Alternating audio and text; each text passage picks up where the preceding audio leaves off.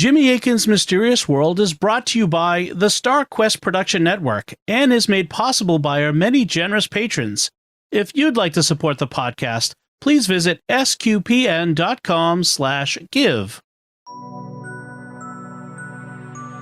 You're listening to episode 357 of Jimmy Akin's Mysterious World, where we look at mysteries from the twin perspectives of faith and reason. In this episode, we're talking about the Rapture. I'm Dom Bettinelli, and joining me today is Jimmy Akin. Hey, Jimmy. Howdy, Dom. Millions of people believe that one day a mysterious event will happen. Suddenly, without warning, all sincere Christians will suddenly vanish. It won't matter where they are or what they're doing. They might be at work, they might be driving a car, they might be flying in a plane, they might be performing a delicate operation, or they might be at home asleep in bed. But suddenly, they all disappear. This event is commonly called the Rapture, but it's a controversial doctrine in Christianity. So what is the Rapture? Why is it controversial? And what does the Bible have to say about it? That's what we'll be talking about on this episode of Jimmy Akin's Mysterious World. Jimmy, let's start at the beginning. Why did you want to do this mystery? Well, the Rapture is a controversial and mysterious topic, and that makes it appropriate for Mysterious World, so I planned on doing it for a long time. Recently, though, I was having a conversation and decided to move it up into active production. I was talking with one of the field investigators at my Mutual UFO Network, or MUFON group. His name is Joe, and he's a former policeman from New Jersey. Joe's a really great guy, and he's also a listener of Mysterious World. He asked if I was going to do an episode on the Rapture because he's encountered a lot of different views on it and arguments regarding it, and he wanted to know what I think. I happen to know this topic well. I've been a student of biblical prophecy for decades, and so I thought, well, I'd be able to do that episode pretty quickly, and I decided to go ahead and cover it sooner rather than later. So, Joe, this one is for you. I don't know whether you'll agree with the conclusions I come to, but I offer my thoughts for what they're worth. We often mention when one of us has a personal connection to the mystery we're discussing. Do you have a personal connection to the mystery of the Rapture? I do. I grew up in the 1970s, and that was when we were first hitting a period of peak rapture in American culture. The idea of the doctrine had been becoming more popular for a while, but in 1970, an evangelical author named Hal Lindsey published a book called The Late Great Planet Earth.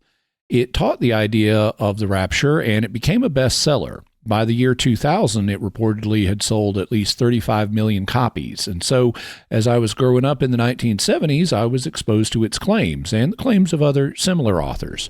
At the time, I wasn't a Catholic. I was growing up Protestant here in the American South, which is historically a Protestant area. And the idea of the rapture was very prominent in the culture. I even remember visiting my grandmother's house down in Houston and watching a Rapture-based movie on her black and white TV set, which had real antennas that you would have to move around to get the TV signal and everything.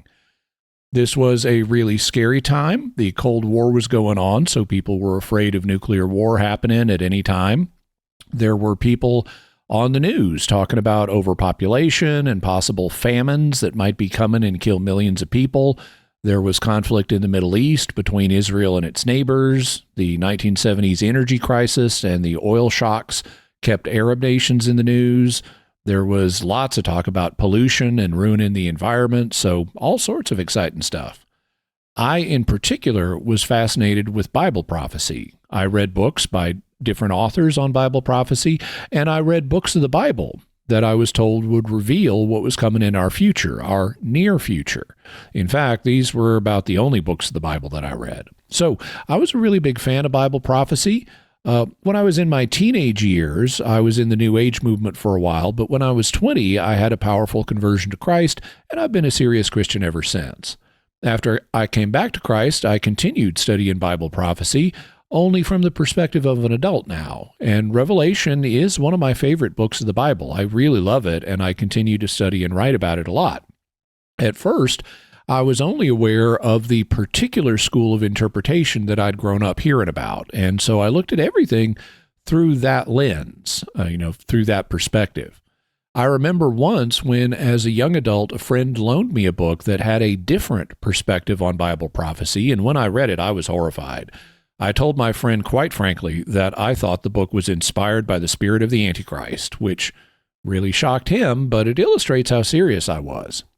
With time, I became more aware of the range of views that have been held by faithful Christians down through the ages, and that helped me get more perspective on how the school I had grown up in fit into things. If you were first exposed to the rapture idea when you were growing up in the 1970s, when you were a kid, and you were now an adult in your 20s or maybe 30s, this had been in the 90s? Yeah, and it was just at this point that America hit another time of peak rapture. In 1995, Tim LaHaye and Jerry Jenkins began publishing a series of books that are known as the Left Behind series, and this proved to be even bigger than the late great Planet Earth, with 80 million copies of the Left Behind books being sold at this point. I remember back in the 1990s how it's such a big thing in popular culture, with news stories, for example, about people like, truckers gobbling up the audiobook versions of the novels as soon as they were coming off the press. And like the late great Planet Earth, there were Left Behind movies. They did an original set of 3 films beginning in the year 2000 that starred Kirk Cameron. Then they did a reboot starring Nicolas Cage in 2014, and the most recent film in the series came out in 2023.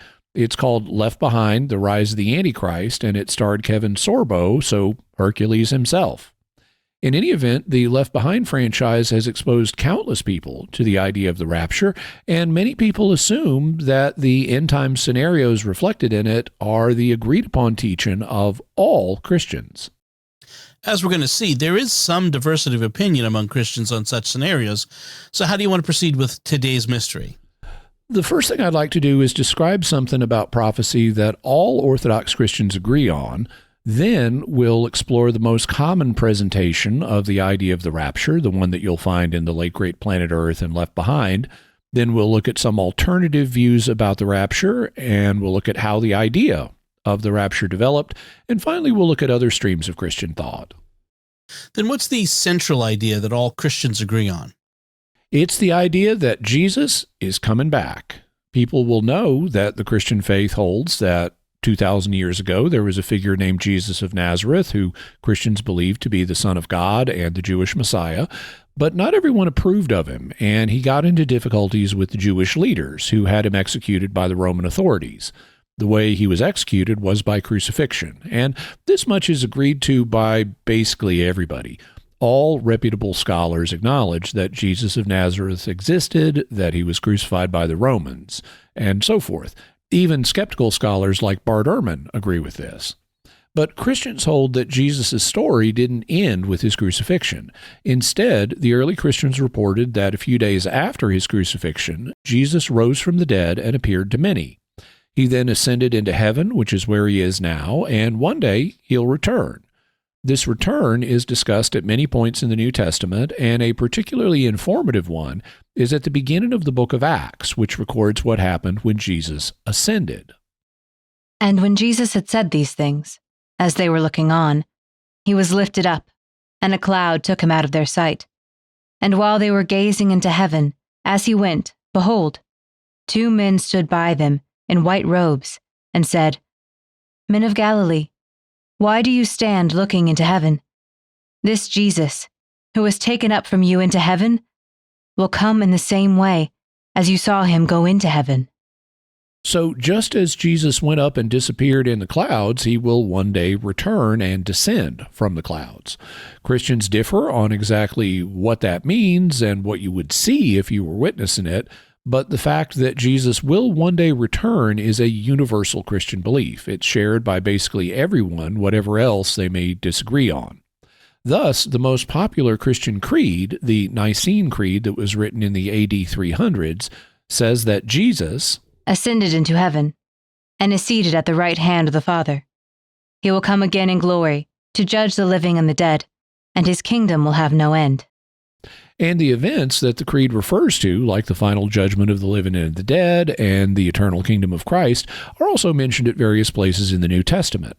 So we can build up a basic picture of the future that basically all Christians, with very few exceptions, agree on. The Christian age began when Jesus was crucified, rose from the dead, and ascended into heaven in AD 33. Then there's a long stretch of time in which we're now living that represents the bulk of church history. At some point in the future, Jesus will return. When that happens, the dead, or at least some of them, will be raised back to life, they will be judged, and the eternal reign of Christ will begin. So this much everybody agrees on. Jesus will come back in the future, an event known as the Second Coming, and these other things will happen. Where Christians differ is on what other things will be associated with him. For example, you haven't mentioned one of the most popular ideas is in evangelicalism today, which is known as the Millennium. Tell us about that. The Millennium is a lengthy period of time that's mentioned in the book of Revelation, chapter 20. And by the way, it is revelation, singular, not revelations, plural. Anytime you hear a person say revelations, you know you're dealing with someone who is not an expert in the book, or they'd get its name right. At least that's one of my pet peeves. In Latin, mille means 1,000 and annus means year. So millennium means 1,000 years. Because the millennium is mentioned in the book of Revelation, all Christians believe in it, but they differ on exactly what it represents. For example, many Christians hold that it isn't a period of exactly 1,000 years, and that it just represents a very long period of time. This is based on the fact that the number 1,000 is a stock number in the Bible that just means a very large amount. For example, in Psalm 50, God says, "Every beast of the forest is mine, the cattle on 1,000 hills. I know all the birds of the hills, and all that moves in the field is mine." So here the number 1,000 is used as a symbol of a vast amount. When God says that he owns the animals on 1,000 hills, he means he owns the animals on all of them. It's not like there's a 1,001st hill somewhere where God doesn't own the beasts. So many Christians hold that since 1,000 is a stock number in the Bible that just represents a very large amount, the millennium shouldn't be understood as precisely 1,000 years, but just as a long period of time. Christians also differ on when the millennium occurs. According to those who support the rapture, the millennium comes after the second coming of Jesus. The idea is that Jesus will return, then he will reign on the earth during the millennium, which is either exactly 1,000 years long or at least a long period of time. And then after the millennium, all of the dead, or the remaining dead, will be resurrected and judged, and the eternal reign of Christ will begin. Because Jesus comes back before the millennium on this view, it is called premillennialism. So the people who talk about the rapture are what are known as premillennialists. We still haven't heard about the rapture itself, though. How does that fit into this scenario? Well, many Christians, including people who are not premillennialists, believe that things are going to get very bad before Jesus comes back at the second coming. They think a lot of really bad stuff will go down, and this is something that the late great Planet Earth heavily focused on. In the movie version, Hal Lindsey stated, "The prophets Daniel, Ezekiel, Isaiah, Zechariah all speak of a precise pattern of events that would come together just before the end of history in the great climactic war that will bring the Messiah." I believe that what we're seeing in the world today is the fulfillment of these ancient prophecies written between 2,000 and 3,500 years ago. As the world staggers from one crisis to another, I believe that we're racing on a countdown to the end of history as we know it. This view was particularly popular in the 20th century. As Lindsay explains, World War I saw many trying to fit the prophecies into that pattern. And then during World War II, there were many who thought that Hitler was the one the Bible predicted as the Antichrist. and by the 1970s, people had a whole bunch of things that they were worrying about and wondering how they might fit in to biblical prophecy. With the world running out of cheap fossil fuels, oil has become the most powerful economic weapon on Earth. As alternative sources of power run out, everyone will become totally dependent on Middle East oil. As the industrial nations are brought to their knees by the power crisis, the Arabs will use their political power to try and gain control of Jerusalem and the holy places. That seemed like a real possibility back in the 1970s, which had an energy crisis that was really bad and that caused major economic disruptions. And even after that crisis was over, there have been people warning about fossil fuels running out. A number of years ago, there were a lot of people saying that we had reached peak oil and that we wouldn't be able to pump out as much out of the ground in the future. In 2012, President Obama said, "You know that we can't just drill our way to lower gas prices. There are no quick fixes or silver bullets. If somebody tells you there are, they're not telling you the truth." Except, of course, we did drill our way to lower gas prices, and using new technologies, the United States has now surpassed the Middle East in oil production. Rather than being dependent on foreign oil, the U.S. now outpaces all other countries in accessing our own oil reserves, and there's no sign we're running out. It's just a question of whether we have the political will to access our own reserves or whether other issues, like reports of global warming, will be given priority. But oil wasn't the only thing that people had to worry about in the 1970s. Because we do not know how to control population growth, the momentum towards tragedy is growing. There is no way to stop it. People must die. Nobody likes to hear the brutal truth about famine. According to the U.S. government figures, the demand for food in the world is already greater than the amount of food available.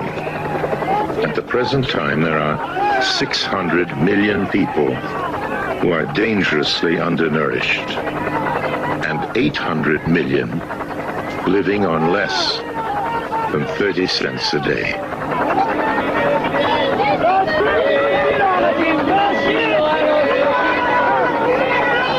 The human population is growing exponentially at the present time. I'm a little over 40 years old, and when I was born, there were 2 billion people. Now there are 4 billion people. In another 35 years or so, if we're lucky, there's going to be 8 billion people. But I don't think we're going to be lucky. I think we're going to have a huge die-off before we reach 8 billion people. That last speaker you heard was Paul Ehrlich, who was the author of a famous 1968 book called The Population Bomb, which was all about overpopulation. It was basically a restatement of the Malthusian crisis that was proposed in 1798 by the British clergyman Thomas Malthus. We may go into the problems with the overpopulation Malthusian crisis in a future episode, but suffice it to say that the last 50 years have not caused the population bomb to age well. We now have 8 billion people in the world, and the famines and starvation predicted by Ehrlich have not happened. There are still people who are undernourished, but it's become apparent that this is not due to the lack of food, because we can make enough food for everyone. The principal problem is government corruption that prevents the food we have from getting to people. Even in areas where there is food insecurity, it is much less than it was before. For example, India has tripled its population to become the most populous nation on earth, with more than 1.4 billion people, outranking China. And when it achieved its independence in 1947, 90% of its population was dealing with malnutrition, whereas today, with a population 3 times as big, the malnutrition rate has fallen to less than 40%. Furthermore, the world population growth rate has now begun to shrink.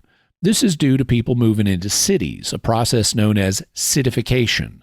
And as people move into cities, they have fewer children, since you don't need as many hands to work as you do on the farm. So population declines with cityfication. The world population as a whole is expected to peak around the year 2080 at about 10 billion and then start to decline. So the overpopulation crisis they were predicting in the 1970s has basically been avoided. Another thing that people were worrying about in the 1970s were earthquakes, and there was a persistent idea that we were getting more and stronger earthquakes. Evangelicals particularly repeated this idea based on the words of Jesus in Mark 13:8. There will be earthquakes in various places. There will be famines.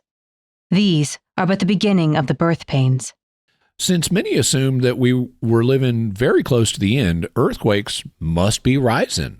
The number of earthquakes, measuring over 7 on the Richter scale, have increased in each of the last 5 years. Except this kind of thing is really easy to check. So just like I've done before when I was preparing this episode script, I went online and downloaded historic earthquake data. In this case, I went to the NOAA Earthquake Information Center and downloaded a list of every earthquake anywhere in the world of magnitude 7 or greater from the year 1900 to 2024. Since the late great planet Earth movie came out in 1978, the previous 5 years would extend back to 1973. But since it was likely in production, the movie was likely in production in 1977, we might need to bump that 5-year window back to 1972.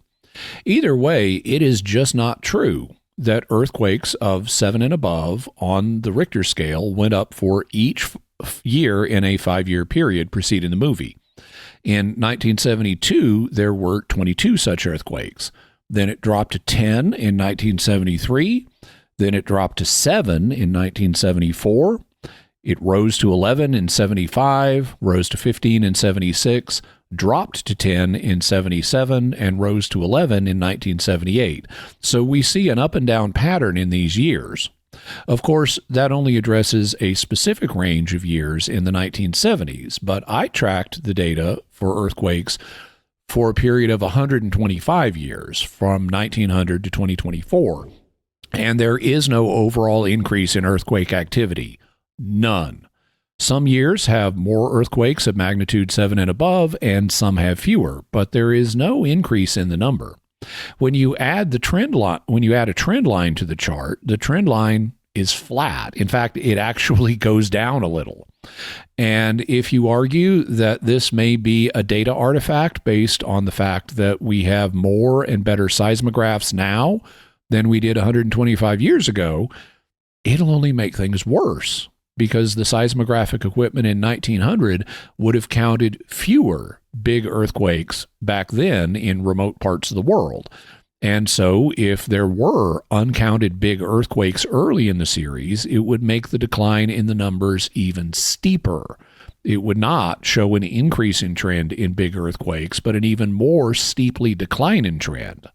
Thus, the idea that we're having more big earthquakes these days is simply factually false based on the data.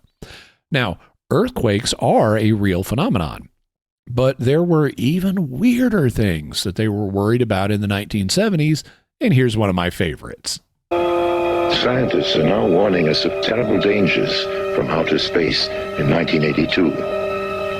In that year, Jupiter and all the other planets will be aligned on the same side of the sun. When this happens, they all pull together through gravity, producing a tidal influence on the sun and shaking up the surface of the sun, which makes the sun itself more active, produces sunspots, solar flares, and all the kinds of activity that we know the sun can produce, but more so. And when this happens, anything which is prone to earthquake activity, anything that's unstable, any volcanoes even that are sitting around waiting to be triggered into activity, they will be triggered. That was John Gribben, and in 1974 he published a book called The Jupiter Effect, in which he argued that the fact the planets would be on the same side of the sun in 1982 would cause major disasters on Earth. I remember that book. In fact, I actually had a copy of The Jupiter Effect, and believe it or not, Gribben actually had a PhD in astrophysics from Cambridge University. But needless to say, the year 1982 came and went without any major disasters on Earth, and that's because the idea of the Jupiter effect is nonsense. The planets do have a tiny gravitational effect on the sun and on each other, but it's much too small to do the kind of stuff that Gribben was proposing, and the press also oversold what was happening. The planets did not line up like many press accounts said. Instead, they were just scattered across the same 90-degree quadrant of the solar system, but they weren't in a line. And an even closer alignment had happened back in the year 1128 without any major disasters happening on Earth, so this was a lot of nonsense. You've illustrated some of the things that people were worried about back in the 1970s when the late great planet Earth came out, but we haven't yet tied this into the Rapture. Why did you want to chronicle these worries? Because they serve as a cautionary tale for us. For the last 2,000 years, people have been predicting the return of Christ on specific dates or in specific time frames, and so far, every one of those predictions has failed. What they do is take scattered lines from Bible prophecy, like Jesus' statement that there would be earthquakes in various places before a particular event happens, and then they use that as a basis for claiming things Jesus didn't say, like there's going to be a rise in the number of earthquakes. After all, he just said earthquakes in various places. That's not the same thing as a rise in global earthquakes. Then rumors get started that such things are happening in our own time, and then they conclude that we're right on the edge and it's all going to happen any day now. They also look at other frightening things happening in the world, like the idea of an overpopulation bomb, which is nowhere predicted in the Bible. And they look at other things not predicted in the Bible, like the Jupiter effect, and such sensationalistic claims feed into an overall fervor for the idea that it's all about to end. I thus wanted us to look at part of the 1978 movie so that we could feel what it was like to be living back then and have these anxieties, which were entirely understandable given everything that was going on in the world, and yet still realize that what was being claimed ended up being wrong. We thus need to resist the urge to see Bible prophecy as being fulfilled in our own day. That impulse has been leading people astray for the last 2,000 years. Instead, if we want to get an accurate picture of the future, we need to be very careful. We need to pay attention to what biblical prophecy does and doesn't say. We need to understand what it would have meant to the original audience of the books of the Bible, and we need to avoid reading it in terms of what's happening around us and just assuming that they match. Okay, then if we set aside the kind of fears people had back then, let's get back to describing the rapture viewpoint itself. Without trying to tie it into a particular point in history, what should we know? Well, as I mentioned, many people believe that before the second coming, things are going to get really bad. This view is common among the premillennialists that we've been discussing, but it's not just them. It's a common view throughout Christianity, with many people believing that there will be bad times just before the end. In premillennial circles, they often refer to these bad times as the tribulation. The word tribulation means trouble, distress, or affliction, and so that's a good name for the time of trouble that precedes the end. Many premillennialists hold that the tribulation will be a period that's 7 years long, although others say that it will last for different amounts of time. So the idea is that at some point in our future, the tribulation period will begin, then Jesus will return, and then he will physically reign on earth during the millennium, before the general resurrection of the dead and the final judgment. This much is common to premillennialists in general, but now we come to the idea of the rapture. The word rapture comes from the Latin word raptus, which means a carrying off, abduction, or kidnapping. And the claim is that Jesus will return and carry off everyone who believes in him. The claim is that in addition to his coming just before the millennium, Jesus will also return just before the tribulation begins. He will come partway down into the atmosphere. Deceased Christians will be raised to life at this time, and they and living Christians will be caught up into the clouds with Jesus. Then Jesus will return to heaven, and they will wait out the tribulation while all hell breaks loose on earth. Since this model of the rapture happens before the tribulation, it is called a pre-tribulational rapture, and the overall position is called pre-tribulational premillennialism. This is the most common idea about the rapture. It's what you read about in The Late Great Planet Earth, although interestingly, it's actually not discussed in the movie version. It's also predicted in the Left Behind series, and if you go on YouTube, you'll find a lot of videos depicting it. Some of these depictions are played for shock and laughs, like in the 2013 apocalyptic comedy This Is the End, where you have a bunch of people in a convenience store in Los Angeles, and suddenly many of them are seized by beams of blue light coming from heaven, and they're raptured up into the sky while horrified onlookers are left to deal with the apocalypse on Earth. Other depictions are more serious. One of my favorites is just a little short video that's only like a minute long called Rapture in Church. It's an amateur video, but it's actually quite effective. You see a big church that's packed with people, and the preacher is talking about how God could come at any time, and then wham! Suddenly he and most of the people in the church vanish, and you see the few remaining people looking around in shock before they finally start to realize that they didn't make the cut and have been left behind. And the camera focuses on one guy who realizes his situation, and he collapses to the ground and starts crying and maybe praying, but it's too late for him, and he's going to have to go through the tribulation. It's a very emotionally affecting piece, despite how short it is. But all of these are just popular depictions of a pre-tribulation rapture, which is the most common version of the rapture idea. Of course, there are other models for how it's supposed to work, and there are other schools of prophetic interpretation yet, ones that don't really make use of the idea of the rapture. So we still need to look at the other options, where the idea of the rapture came from and what the Bible has to say about it. And before we do that, we'd like to take a moment to thank our patrons who make this show possible, including Ajoli G, Sean K, Michael C, David R, and Cyprian C. Their generous donations at sqpn.com/give make it possible for us to continue Jimmy Akin's Mysterious World and all the shows at StarQuest. And you can join them by visiting sqpn.com/give. Jimmy Akin's Mysterious World is also brought to you by DeliverContacts.com, offering top brand contact lenses at always low prices with free delivery. Visit DeliverContacts.com. And by Rosary Army, featuring award-winning Catholic podcasts, rosary resources, videos, and the School of Mary online community, prayer, and learning platform. Learn how to make them, pray them, and give them away while growing in your faith at rosaryarmy.com and schoolofmary.com. Jimmy, thus far we've been discussing the idea of a pre-tribulation rapture. That is, the idea that Jesus will return to catch away those who believe in him before a crisis period known as the tribulation. The tribulation then takes place before Jesus' definitive return, and afterwards he rules on earth for a lengthy period of time before the end, and this view is called pre-tribulational premillennialism. But you said there are other views of the rapture. Tell us about those. What do they involve?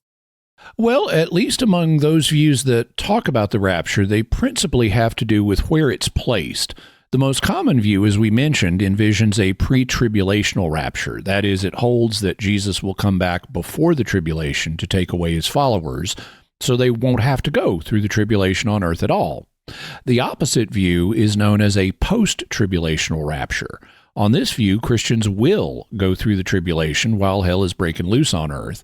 Then Jesus will return and catch away all believers to be with him. And then he will begin his earthly reign during the millennium. So this is called post-tribulational premillennialism.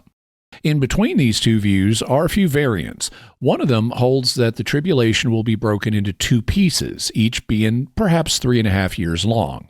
On this view, Christians do have to go through the first part of the tribulation, and then at the midpoint, Jesus returns and raptures away his believers. So Christians don't have to go through the second and worst part of the tribulation. Since the rapture occurs in the middle of the tribulation, this view has historically been called a mid-tribulational rapture, and the overall position is then called mid-tribulational premillennialism. These days, though, the view is often called pre-wrath premillennialism.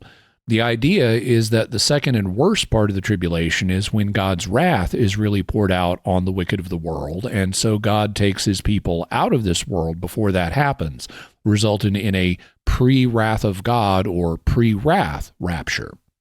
The final view that we should consider is what's known as partial rapture premillennialism. According to this view, there won't be a single event in which all Christians are raptured. Instead, there will be a series of partial raptures during the tribulation, in which different groups of Christians are caught up to be with Christ as they become spiritually ready for rapture. So those are the basic positions among the groups that talk about the rapture. Pre-tribulational premillennialists hold that Jesus will rapture or catch up Christians before the tribulation that precedes the millennium. Post-tribulational premillennialists hold that Christians will go through the tribulation, but that Jesus will rapture them to be with him at his definitive return before the millennium. Mid-tribulational or pre-wrath premillennialists hold that Christians will go through the first part of the tribulation, but then be raptured before the second and worst part.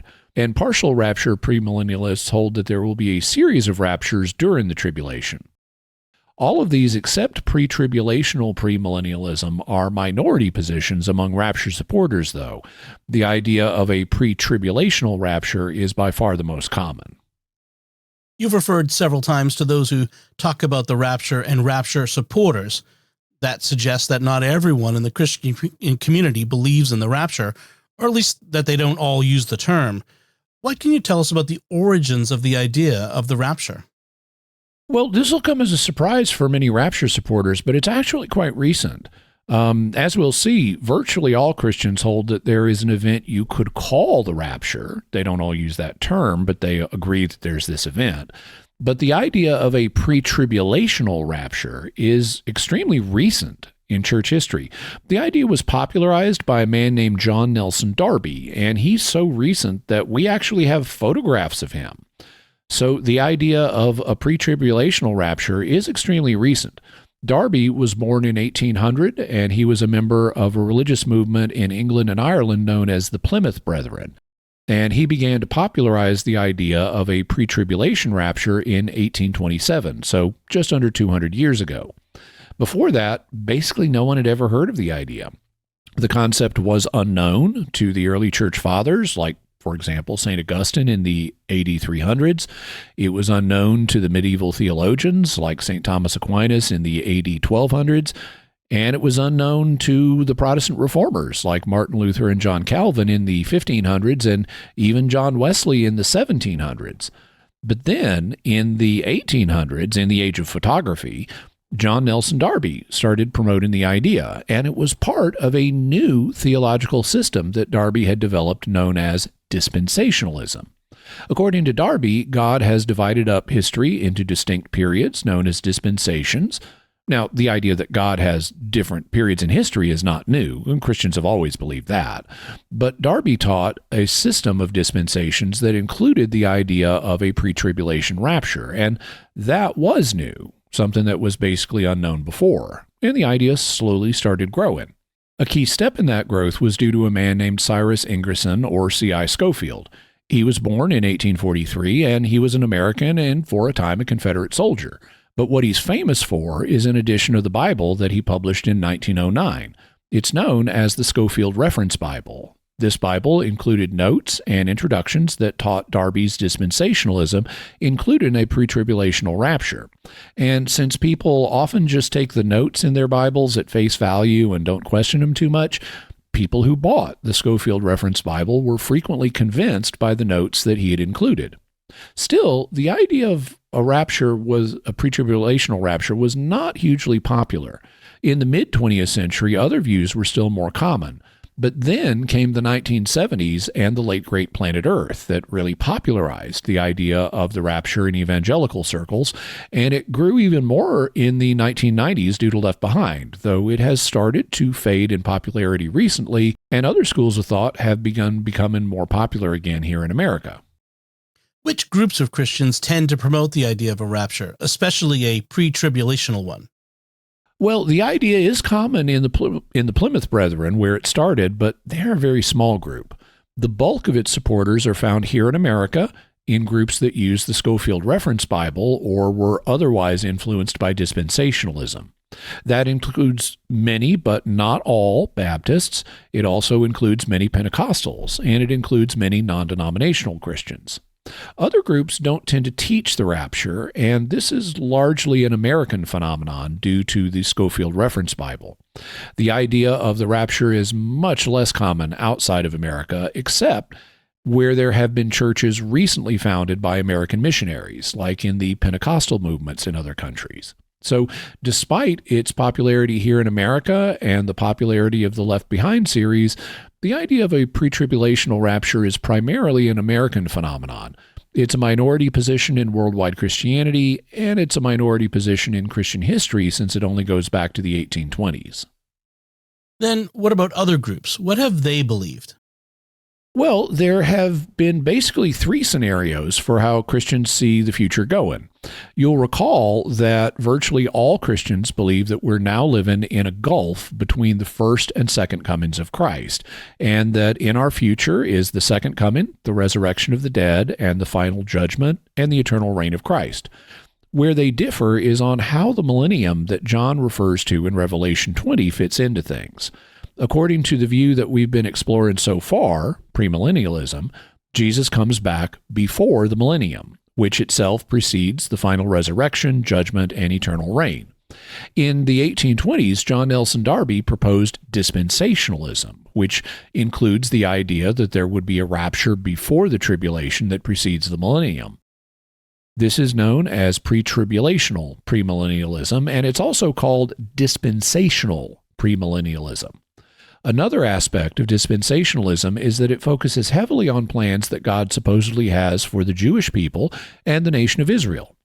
Now, Christians have always held that there is a future for the Jews prophetically. Christians have always held that there will be a large-scale conversion of the Jewish people before the end of the world.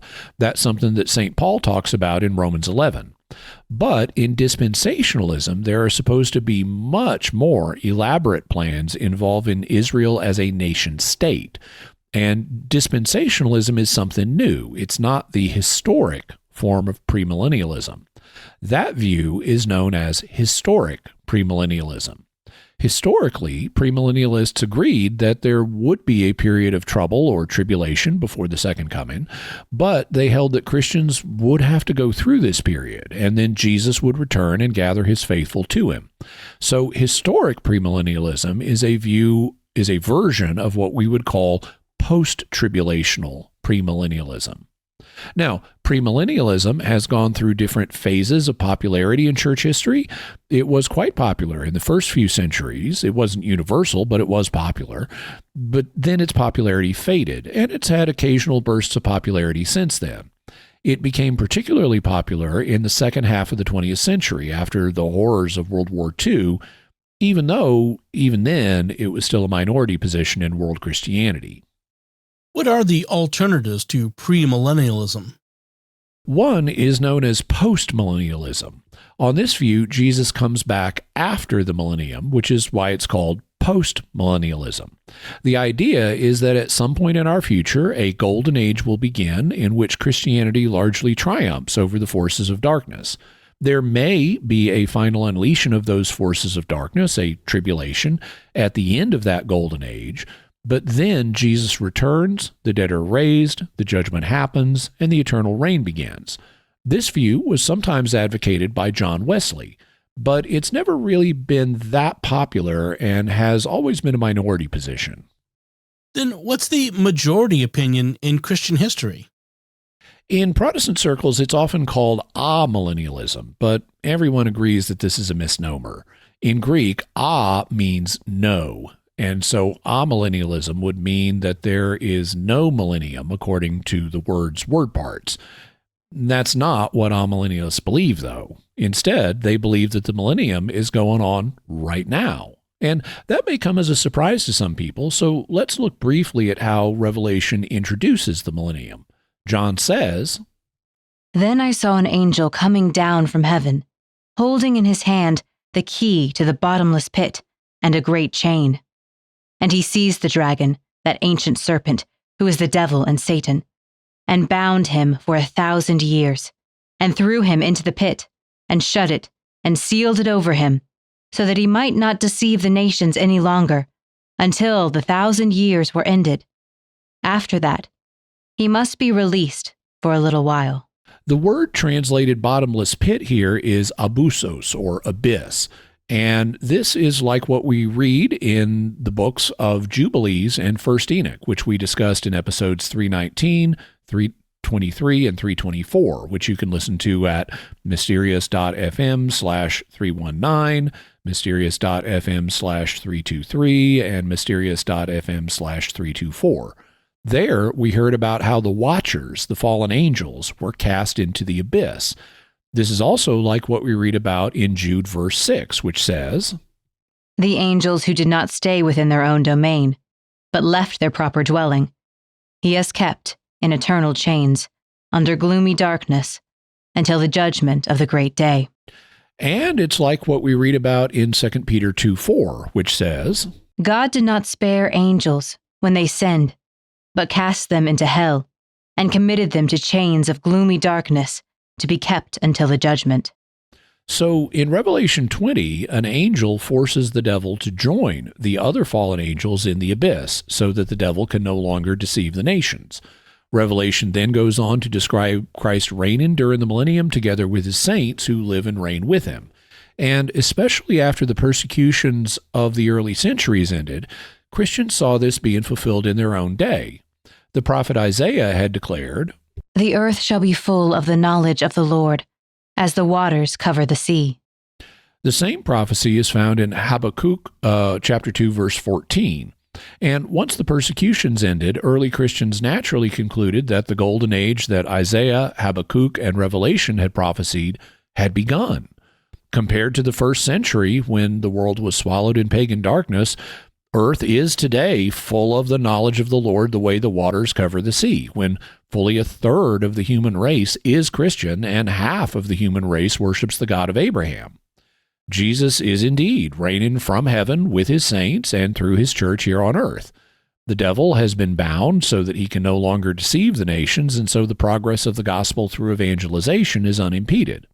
Christians thus concluded that we are now living in the millennium, in a golden age in which Christ reigns and the devil cannot stop the proclamation of the gospel. This led them to identify at least the bulk of the church age with the millennium. And this has been by far the majority position throughout Christian history. It was present as early as we have records of premillennialism. It was the view that was held by the large majority of church fathers like St. Augustine. It was held by the medieval theologians like St. Thomas Aquinas. It was held by the Protestant reformers like Martin Luther and John Calvin, and sometimes it was held by John Wesley. And it has been the majority opinion among Christians generally. Where do you come down on these three major views: premillennialism, postmillennialism, and amillennialism? Well, my early exposure to Bible prophecy was in the dispensational premillennial school. Like I mentioned, when I grew up in the 1970s, that was all the rage. And when I came back to Christianity here in America, and when I came back to Christianity in the 1980s, that was the school that I was familiar with and that I started with. I was so convinced of that, as I mentioned, I even told a friend that I thought a book he loaned me with a different viewpoint had been inspired by the spirit of the Antichrist. So I've spent quite a bit of time as a premillennialist, and I have a lot of sympathy for this view, as I hope this episode shows. However, as I've continued to study the book of Revelation, I ultimately became convinced of a different position. And for many years, I've been what would be termed an amillennialist. In other words, I've become convinced that the historic majority position among Christians is correct. It just better fits the biblical and historical data. But I don't want that to be a distraction for us today. In the future, we can go into the differences between pre, post, and amillennialism, but today we're focused on the question of the rapture itself, so we'll be largely sticking to that topic. Then let's look at the basis of the rapture in Scripture. After all, what has been most common or popular in church history isn't the ultimate test of what's true, and the idea that at some point in the near future, Christians will suddenly disappear, like in popular video depictions, is a very striking claim. Where do advocates of the rapture go to in the Bible to support the idea? The key passage is found in Paul's first letter to the Thessalonians.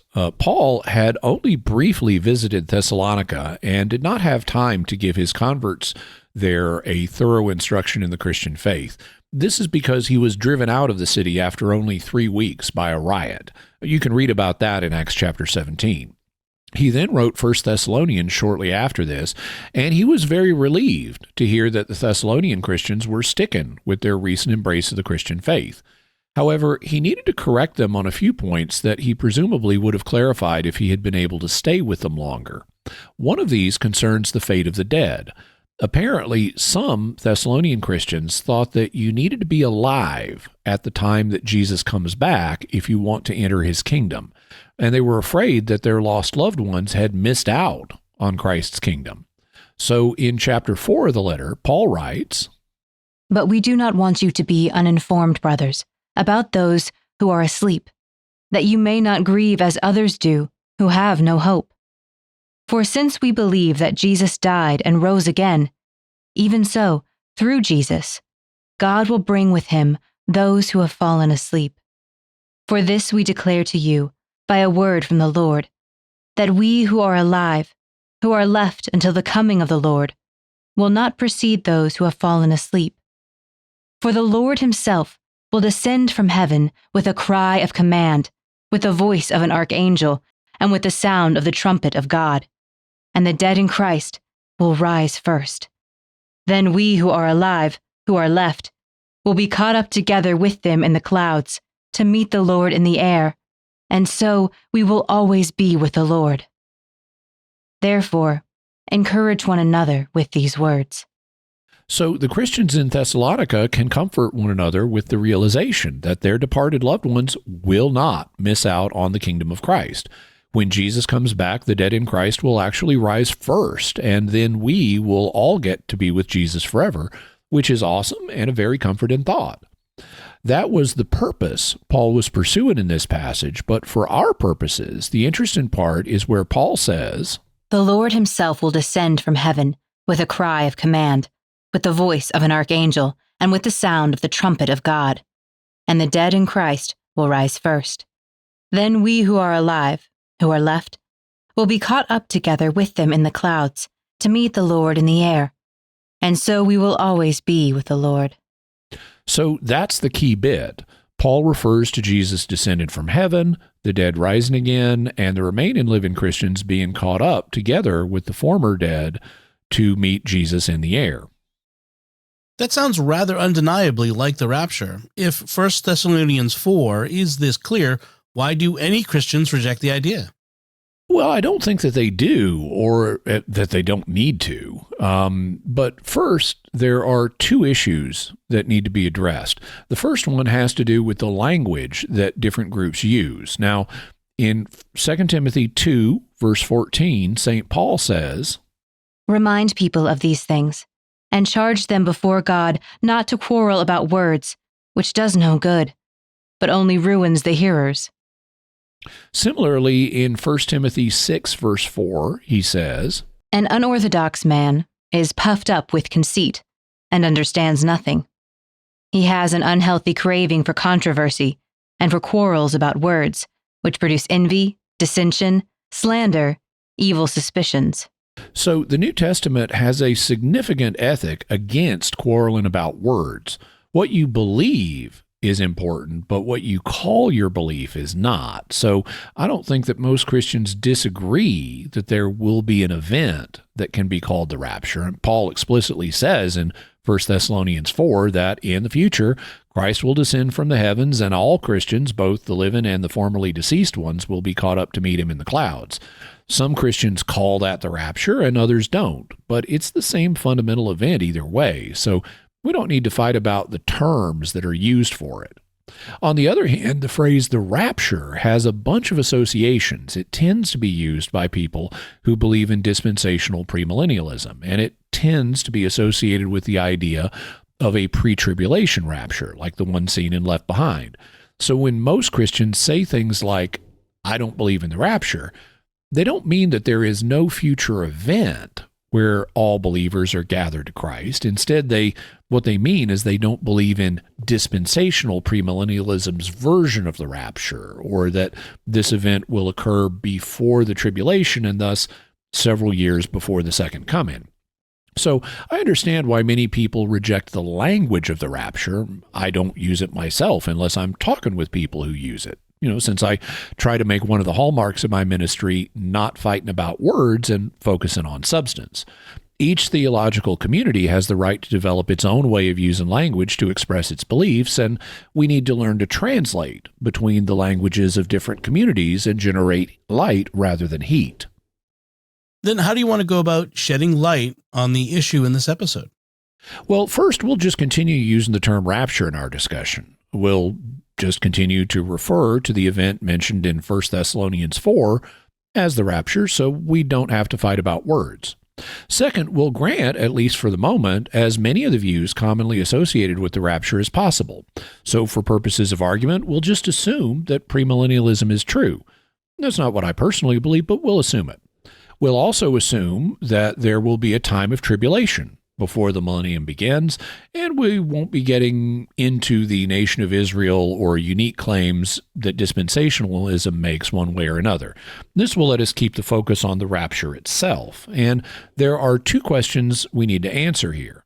First, is there only one rapture or more than one, as the partial rapture theory holds? And second, when does the rapture occur? Then let's look at the first question. How do people argue in favor of the idea of a series of partial raptures? This is a very small minority opinion, so we won't spend a lot of time on it, but basically advocates of this view point to various passages in which a distinction is made between different groups of people. For example, in Revelation 2:17, Jesus says this to the Christians in the church at Pergamum. He who has an ear, let him hear what the Spirit says to the churches. To the one who conquers, I will give some of the hidden manna, and I will give him a white stone, with a new name written on the stone, that no one knows except the one who receives it. The phrase here translated, the one who conquers, is sometimes translated as the one who overcomes. And so it is proposed that there are two different groups of Christians, those who conquer or overcome, and those who don't. It's then argued that those who overcome will be taken by an initial rapture, while those who have not overcome will be left until they do overcome and so become ready to be taken in a later rapture. Similarly, advocates of this view may point to the parable of the wise and foolish virgins in Matthew 25, where we read, Then the kingdom of heaven will be like 10 virgins who took their lamps and went to meet the bridegroom. 5 of them were foolish, and 5 were wise. For when the foolish took their lamps, they took no oil with them, but the wise took flasks of oil with their lamps. As the bridegroom was delayed, they all became drowsy and slept. But at midnight there was a cry, Here is the bridegroom, come out to meet him. Then all those virgins rose and trimmed their lamps. And the foolish said to the wise, Give us some of your oil, for our lamps are going out. But the wise answered, saying, Since there will not be enough for us and for you, go rather to the dealers and buy for yourselves. And while they were going to buy, the bridegroom came. And those who were ready went in with him to the marriage feast, and the door was shut. Afterward, the other virgins came also, saying, Lord, Lord, open to us. But he answered, Truly, I say to you, I do not know you. Watch, therefore, for you know neither the day nor the hour. Here, it's argued that the wise virgins get taken in the initial rapture, but the foolish virgins who were not ready are left behind until a later rapture when they also have gotten ready. And what do you make of these arguments? I have to say that I'm not very impressed with them. There are two fundamental problems with them. First, the passages are assumed to distinguish between different groups of saved Christians, so that the overcomers mentioned in Revelation and the non-overcomers are both saved Christians, and both the wise and the foolish virgins are all saved Christians. However, this doesn't appear to be the case. The idea of individuals who conquer or overcome the forces of darkness is a recurrent theme in Revelation, and it appears that those who conquer are identical with the saved, while those who fail to conquer are the lost. Thus, in Revelation 21:7, we read, The one who conquers will have this heritage, and I will be his God, and he will be my son. But as for the cowardly, the faithless, the detestable, as for murderers, the sexually immoral, sorcerers, idolaters, and all liars, their portion will be in the lake that burns with fire and sulfur, which is the second death.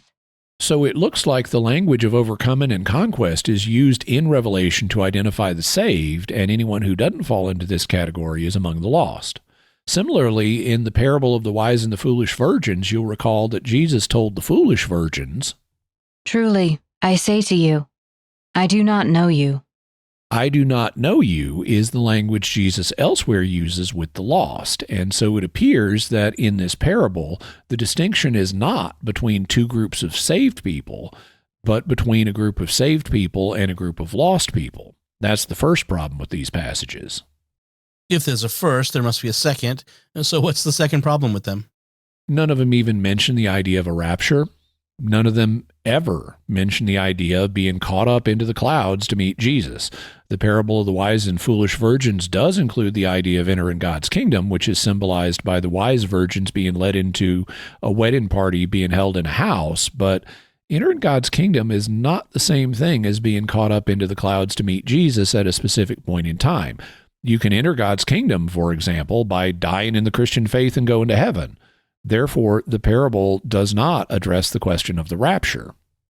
Do you see any other problems with the partial rapture view? Yes, it creates difficult to imagine scenarios. If there are periodic raptures of people as they get spiritually ready, then one of two things would seem to happen. Either Jesus must descend into the atmosphere once and then stay there during the whole tribulation so that people can be raptured up to him when they get ready. Or second, Jesus would have to repeatedly descend from heaven during the tribulation to rapture new batches of people. Both of those are very difficult to imagine because Scripture contains no passages supporting either idea. There are thus no passages supporting the idea that Jesus is suspended up in the atmosphere throughout the whole tribulation. And there are no passages supporting the idea that Jesus descends repeatedly during the tribulation to rapture up new groups of people. Therefore, this idea simply lacks biblical support. Then what's the next rapture view that you'd like to consider? All of the other views that we need to consider assume that there is a single rapture event, and the question is when it occurs. It would be either before the tribulation, so a pre-tribulation rapture. It would be after the tribulation, so a post-tribulation rapture, or it would be in the middle of the tribulation, a mid-tribulational or pre-wrath rapture. And I should point out that the literature on these views is enormous, with numerous authors writing on them and proposing different arguments. As a result, we'll only be able to survey some of the main arguments for reasons of time, but I promise that I'm trying to consider the strongest arguments that I've been able to find. Then let's start by looking at the last of the three views you named. What evidence do people cite in favor of a mid-tribulational or pre-wrath rapture? The case for a pre-wrath rapture often begins with noting that the New Testament does expect Christians to encounter trouble and persecution or tribulation in this life. For example, in John 16:33, Jesus himself says, I have said these things to you, that in me you may have peace. In the world you will have tribulation. But take heart, I have overcome the world. Similarly, in 2 Timothy 3, Paul says, All who desire to live a godly life in Christ Jesus will be persecuted, while evil people and impostors will go on from bad to worse, deceiving and being deceived. And in Revelation 1:9, John says, I, John, your brother, who share with you in Jesus the tribulation and the kingdom and the patient endurance, was on the island called Patmos on account of the word of God and the testimony of Jesus. This passage in Revelation uses the same Greek word for tribulation, thlipsis, that the book elsewhere uses, and John indicates that he and his audience are already experiencing thlipsis or tribulation. So we don't have a promise that Christians will not experience trouble and persecution in the world, and thus, without special warrant otherwise, we shouldn't expect them to be spared the final trial coming before the second coming. What mid-tribulation advocates then do is try to find passages that would support the idea that there is at least some tribulation that Christians are exempt from. A starting point for this is arguing that there are two different types of tribulation. One is the tribulation that the forces of evil inflict on Christians, or persecution, and the other is the tribulation or wrath that God inflicts on the forces of evil. Christians experience the first kind of tribulation, but they don't experience the second. God doesn't pour out his wrath on his own followers. The book of Revelation initially focuses on the tribulation that the forces of evil cause for believers, but it progressively focuses, this is the claim, on the tribulation or wrath that God inflicts on the wicked. So the argument goes that Christians are taken out of the world before this happens, before God starts pouring out his wrath.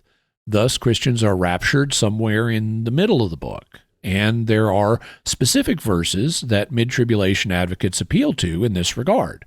For example, in Revelation 3:10, Jesus tells the church at Philadelphia, "Because you have kept my word of patient endurance, I will keep you from the hour of trial which is coming on the whole world, to try those who dwell upon the earth."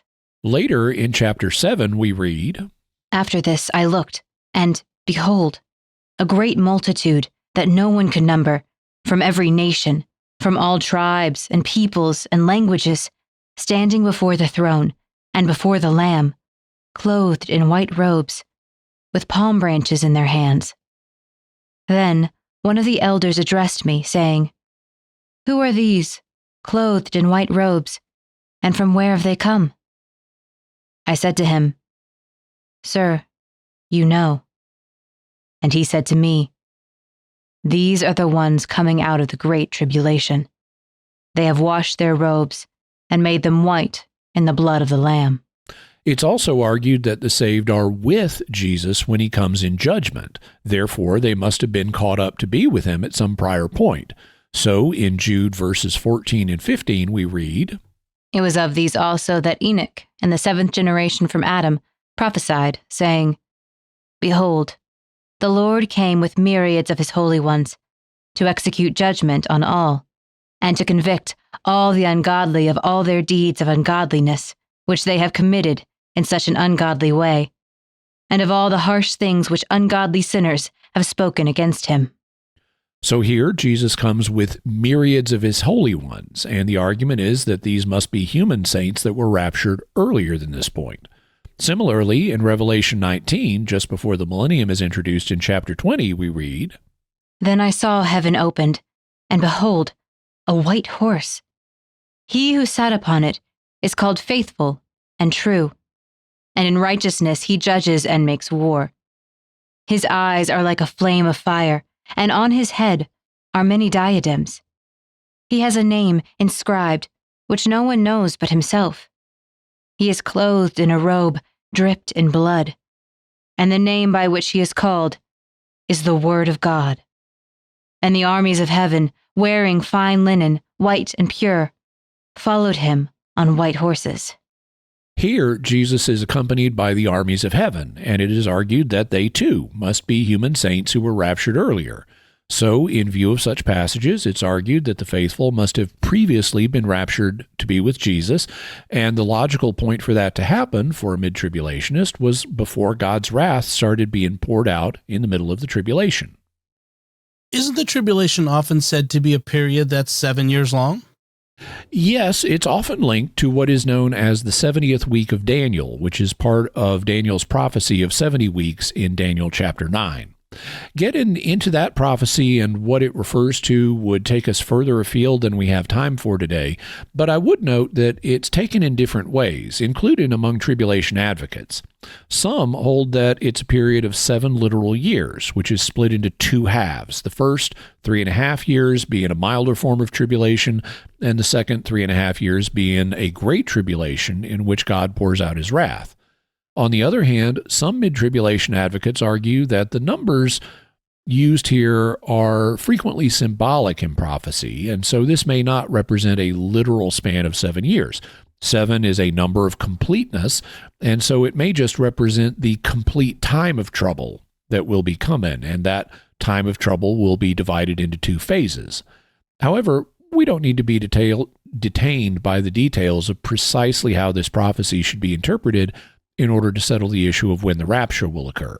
The proposal on the table is that it will occur in the middle of the tribulation, whether that is understood as 7 literal years or just as a complete time of trouble that has to be faced. Then what do you make of the arguments in favor of a mid-tribulational rapture? Well, for a start, I agree with mid-tribulation advocates that Christians don't have a promise of being spared trouble in this world. In fact, the New Testament, both in the Gospels and elsewhere, repeatedly indicates that Christians can and will experience persecution and troubles in this world. So if you want to propose that they will be spared a particular type of tribulation, you'd need passages to indicate this. I also agree with mid-tribulation advocates that there is a difference between the tribulation that the forces of evil inflict on believers and the tribulation that God inflicts on the forces of evil. Christians do not experience the wrath of God, at least not the way that the forces of evil do. As the book of Hebrews indicates, God may discipline us for our own good to cause us to grow in holiness, but we do not experience God's wrath the way the forces of evil do. So I agree with mid-tribulationists here. However, beyond that, I think that the mid-tribulational view suffers from some problems. The first of these is that just because Christians will be spared the wrath of God, that doesn't mean they're taken out of the world. God is perfectly capable of pouring out his wrath on the wicked while protecting the righteous. In fact, that's exactly what we see in Ezekiel chapter 9, where God is about to bring judgment on the city of Jerusalem because of its idolatries. But first, God has angels go through the city and invisibly mark all of the righteous on their foreheads with the Hebrew letter tau, which looked like a cross in the ancient Hebrew script.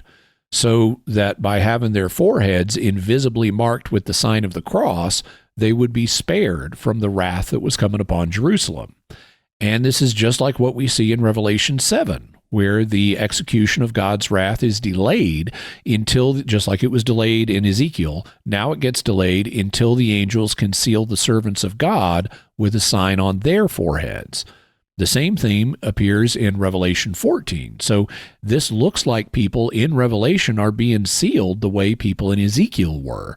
They were in the world that was about to have God's wrath poured out of it, but they were sealed so that they themselves would be protected from this wrath. As a result, it doesn't look to me like the mere fact that Christians will be spared from the wrath of God means that they will be raptured out of the world. It's perfectly possible, and seems to be suggested by the texts, that they will still be in the world, but that they will be spared the wrath of God that will be coming on the wicked. Let's grant that as an overall principle, but what about in the individual passages that mid-tribulation advocates appeal to? Do they prove that there will be a rapture taking them out of the middle of the time of trouble? No, they don't. First, let's start with the first passage that we mentioned them appealing to, or at least some of them appealing to, which is Revelation 3:10. As listeners may know, Revelation is written to 7 churches that used to exist in the Roman province of Asia Minor in the 1st century. There were other churches there, but the book of Revelation is written to 7 of them. And the first part of the book, after the introduction in chapter 1, chapters 2 and 3 consist of messages given by Jesus to these 7 churches. In most of these passages, Jesus has both positive and negative things to say to the 7 churches, but there are 2 exceptions. Jesus has nothing but positive things to say to the church in Philadelphia, the next to last church of the 7, and he has nothing but negative things to say to the church in Laodicea, the very last church of the 7. So when Jesus tells the church in Philadelphia, "Because you have kept my word of patient endurance, I will keep you from the hour of trial, which is coming on the whole world, to try those who dwell upon the earth." we have to interpret this in context. In context, it's a promise to one particularly faithful church in the 1st century. In fact, in the same messages, Jesus warns the church in Smyrna that they will have tribulation. So the statement to the Philadelphians is not a promise to all Christians, much less to all Christians in a much later age. Furthermore, it's only a promise to protect them from a time of trial. It's not a promise to take them out of the world.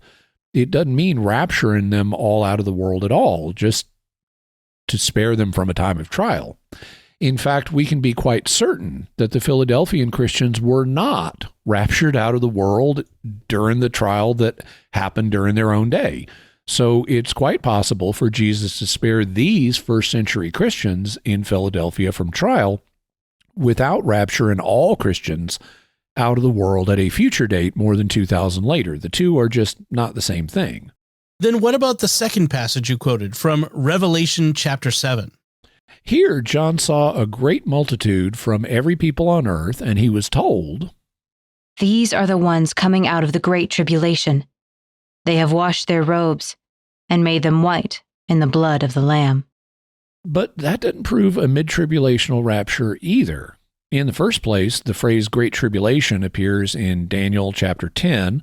One can debate what it refers to in Daniel, but if one takes it to refer to the second half of Daniel's 70th week, and if the Great Tribulation in Revelation is referring to the same thing, then it undermines the idea that Christians will be raptured in the middle of the tribulation before the Great Tribulation begins. Because Revelation 7:14 says that John sees people coming out of the Great Tribulation. Coming out of it is not the same thing as being kept from it. So these people were down in the Great Tribulation, and now they're coming out of it. This is communicated in Greek using a present participle. And in Greek, the significance of a present participle is that it indicates an ongoing action. So the people are coming out a few at a time as part of an ongoing process. That suggests that they were dying in the Great Tribulation, either by being martyred or through normal deaths, and now they're arriving in heaven. This does not suggest that they were all collectively raptured up into heaven, and there is no mention in this text of Jesus descending into the atmosphere to get them, or to the dead among them being returned to life.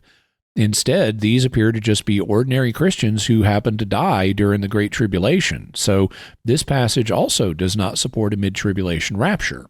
What about the appeal to the idea that the saints will come with Jesus at the end of the tribulation, so that they must have been raptured to be with him earlier in the tribulation? There are two problems here. The first one is with the verses that were used to support this claim. For example, Jude verses 14 and 15 have been cited. But as we heard, that's a quotation from the book of Enoch. Specifically, it's a quotation from 1 Enoch 1:9.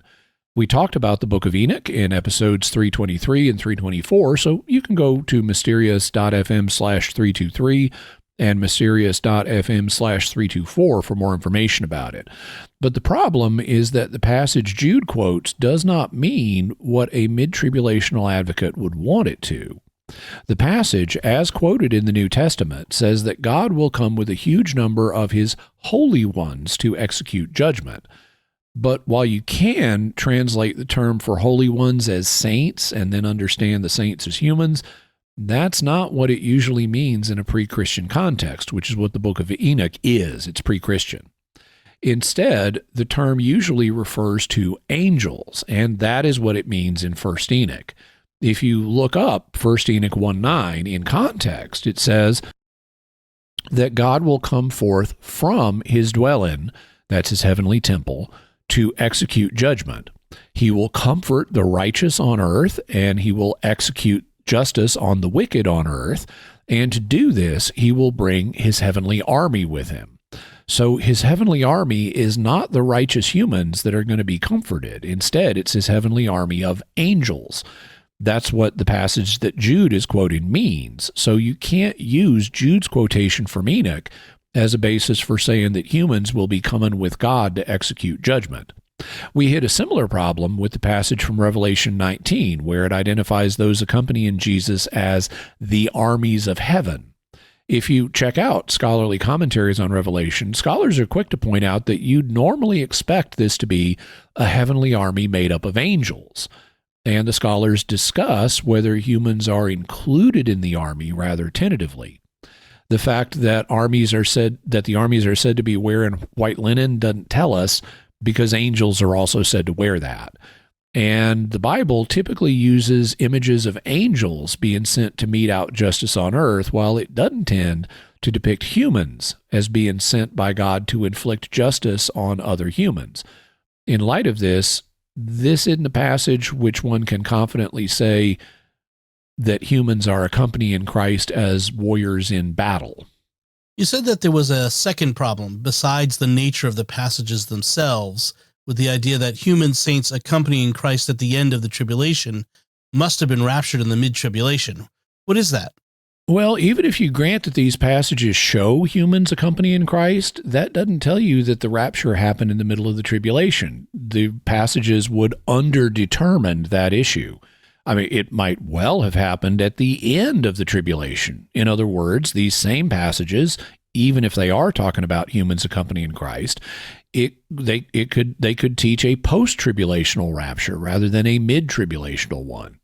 In both of these cases, humans would have been caught up to be with Jesus and accompany him, and these texts don't tell you whether they were caught up to be with him in the middle of the tribulation or at the end of the tribulation. You'd need other passages to prove that it was in the middle, and we've already seen that there's an absence of passages proving that.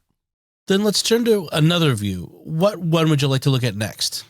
I'd like to look at the most popular one, the idea of a pre-tribulational rapture.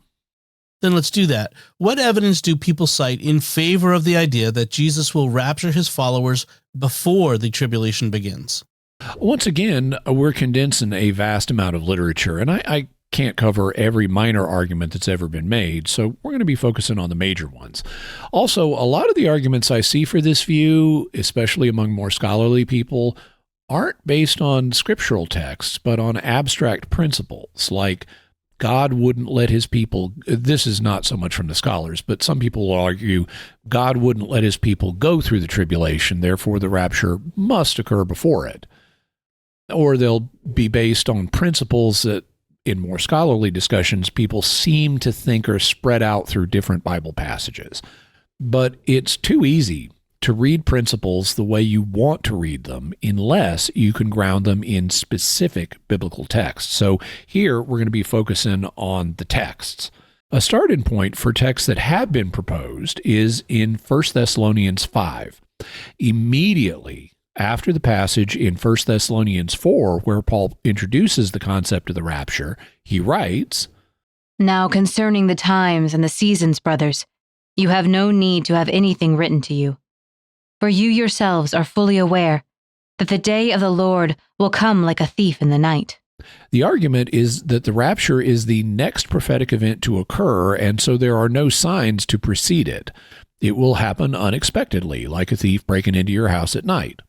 By contrast, if the rapture occurred at the end of the tribulation, the only remaining view we have to consider, well, then you could predict when it would occur. It would be 7 years after the tribulation started, and so you'd know when it would be coming, at least if you assume that the tribulation is exactly 7 years long, and at least if you knew exactly when the tribulation began. Another passage that is cited in connection with the pre-trib rapture is found in John 14, where we read, "In my Father's house are many rooms. If it were not so, would I have told you that I go to prepare a place for you? And if I go and prepare a place for you, I will come again and will take you to myself, that where I am, you may be also." The argument here is that this must refer to a pre-tribulational rapture where Jesus returns to take his people to heaven to wait out the tribulation. There are also attempts to find a pre-tribulational rapture in the book of Revelation. One passage we've already seen before, where in Revelation 3, Jesus tells the church at Philadelphia, "Because you have kept my word about patient endurance, I will keep you from the hour of trial that is coming on the whole world, to try those who dwell on the earth." We previously saw this used to support the idea of a mid-tribulational rapture, and you could also use it to argue for a pre-tribulational one.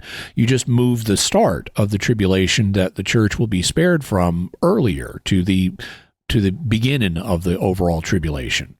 Taking that approach would leave the argument vulnerable to the same problems that we saw in the section on mid-tribulationism, namely that this is just a promise to one local church in the first century, not a promise to Christians in later ages. But there is also a different argument that one might use. Many dispensational premillennialists hold that the messages to the 7 churches at the beginning of the book form an outline of Christian history. That is, each church represents a period, sequentially, a different period in Christian history, so that the first church to be addressed, Ephesus, represents the earliest part of Christian history, and the 7th church to be addressed, Laodicea, represents an apostate church at the end of history.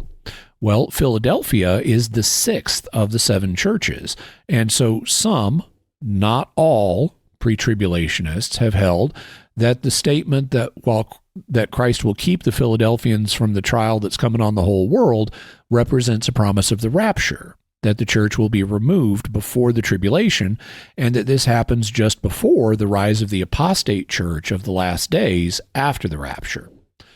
On the other hand, not all agree with this view, and some locate the rapture at the beginning of chapter 4, after the messages to the 7 churches, where John says, After this I looked, and behold, a door standing open to heaven. And the first voice, which I had heard speaking to me like a trumpet, said, Come up here, and I will show you what must take place after this. The argument is that John prefigures the entire church, and so by being invited to come up here, John is raptured into heaven, representing the rapture of the entire church before the tribulation begins. Others don't agree with this interpretation, but instead see evidence for a pre-tribulation rapture a few verses later. Here's what John sees when he gets to heaven. And behold, a throne stood in heaven, with one seated on the throne. And he who sat there had the appearance of jasper and carnelian. And around the throne was a rainbow that had the appearance of an emerald. Around the throne were 24 thrones, and seated on the thrones were 24 elders, clothed in white garments, with golden crowns on their heads. The argument here is that the 24 elders represent the church, and so this passage shows the church is in heaven before the events of the tribulation start happening, hence a pre-tribulation rapture. Now, there are other arguments that have been made, but these are some of the more common ones. And the other arguments I've seen tend to be lesser ones, and ones that are only used by individuals here and there, but these do have at least some traction. Then let's go through them and evaluate them. What do you make of the argument from 1 Thessalonians 5 that the day of the Lord, and thus the rapture, will come like a thief in the night, so that it's not preceded by any signs, such as the events of the tribulation? I think the argument is quite problematic. The reason why becomes clearer if you keep reading what Paul goes on to say in 1 Thessalonians 5. Immediately after the thief in the night passage, he says, While people are saying, There's peace and security, then sudden destruction will come upon them as labor pains come upon a pregnant woman, and they will not escape. But you are not in darkness, brothers, for that day to surprise you like a thief. So Paul indicates that it's people in general who will be surprised by the day of the Lord. He says Christians will not be so surprised. They have a knowledge of this coming day. And in 2 Thessalonians, Paul returns to this same subject and names specific signs that precede it. There, he refers to the rapture as our being gathered together to be with Jesus, and he says, Now concerning the coming of our Lord Jesus Christ, and our being gathered together to him, we ask you, brothers, not to be quickly shaken in mind or alarmed, either by a spirit or a spoken word, or a letter seeming to be from us, to the effect that the day of the Lord has come. Let no one deceive you in any way. For that day will not come, unless the rebellion comes first, and the man of lawlessness is revealed, the son of destruction. Paul thus names 2 signs that precede the day of the Lord and the rapture.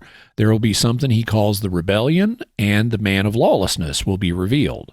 Paul says both of these will happen before the day of the Lord comes and before we are gathered together to be with him. That is, before the rapture. So there are signs that will precede the coming of the Lord and the rapture. Non-believers may have the day of the Lord surprise them like a thief in the night, and believers may not be able to predict the exact day and hour it will take place, but Paul indicates that they shouldn't be completely surprised and that there are signs preceding it. So I think that pre-tribulationists have exaggerated how surprising the day of the Lord and the rapture will be and applied an element of surprise to believers that is more than what St. Paul does. What about the argument from John 14 that there are many rooms in the Father's house and that one day Jesus will return to take us to heaven to wait out the tribulation? This is an argument I've only seen a few pre-tribulationists use. It doesn't seem to be one of the major arguments, but I wanted to include it. The overwhelming number of Bible scholars have taken this passage differently, and I won't go through all the opinions they've developed about what it may mean, but I'll tell you what I make of it. When Jesus says that he'll return to take us to be where he is, that sounds to me like he's speaking of our final destiny, which is how most interpreters take this. We will be with Jesus forever. That's our final destiny. And right now, his Father's house is part of the invisible world in heaven. But our final destiny is not to be up in heaven. Instead, we're supposed to be in the New Jerusalem that comes down from heaven onto the new earth, as revealed, for example, at the end of the book of Revelation. So I think what Jesus is saying is that he's going to his Father's house in the Jerusalem, which is currently in heaven. There he will prepare a place for us, or places for us, and then he will come and gather us into the New Jerusalem, which comes down from heaven, so that we will live with God on the new earth, as Revelation says. He's thus given us a promise of our final destiny. I think it's much more likely that this is what he's speaking about than giving us a promise he's going to take people up to heaven for a 7-year period and then we'll go somewhere else. That seems really anticlimactic compared to the idea that he's speaking of our eternal destiny. I thus agree with the vast majority of interpreters that see Jesus as speaking about the latter, and I don't think this passage provides a firm basis for a pre-tribulational rapture. Then what about the verses from Revelation you mentioned? What about Revelation 3:10 and the argument that the 7 churches of Asia represent 7 ages of church history? This is also one that not many pre-tribulational advocates use, at least these days. It seems to have been more popular in the past, and I think the reason it's no longer used as much anymore is a good one. Scripture nowhere says that the 7 churches represent a map of church history. That's just complete supposition. There are no verses anywhere that teach that. And this will be a particularly weighty consideration for Christians who hold the sola scriptura, or by Scripture alone principle, since you need at least one verse of Scripture that states or implies that the 7 churches do represent a map of the future history of the church. But there isn't such a verse, which is why most pre-tribulational advocates don't use this argument these days. Then what about the argument that we should see the beginning of chapter 4 in Revelation, where John is taken up to heaven, as representing the rapture? A similar problem applies here. Nothing in the text says that John going up to heaven represents the whole church being raptured. Once again, this is complete supposition that is not supported by anything Scripture says. Furthermore, the text doesn't even fit what happens in the rapture. John says that he sees an open door up in heaven, and he hears a voice telling him to come up here, and he says that this is the same voice that he previously heard speaking like a trumpet. Well, if you go back and read chapter 1 of the book, you find out that that voice belongs to Jesus. So John sees an open door in heaven and then hears Jesus calling him to come up through that open door. This is not what happens in the rapture. In 1 Thessalonians 4, Jesus descends into the atmosphere and snatches up those who believe in him. But in Revelation 4, Jesus doesn't descend at all. He's still up in heaven on the other side of that open door. So the text here doesn't even fit the rapture. Even if you set aside the fact that nothing says John represents the whole church being raptured, this is just reading into the text. Then what about the argument that the 24 elders in heaven show that the church must be in heaven before the tribulation begins? What the 24 elders represent is debated among scholars. Some see them as a group of angelic priests in God's heavenly temple. However, I disagree with that. I think they do most likely represent humans. I won't go into the reasons for that today, but I think they represent the leaders of God's people in heaven. So I'm quite happy to agree with the pre-tribulationist that Revelation 4 shows that there are humans up in heaven before the main events of the book start. But the problem is it doesn't say they got there by being raptured.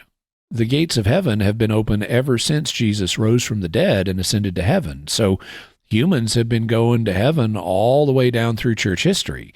There are humans up there right now who are worshiping God in his heavenly temple. I mean, of course there are.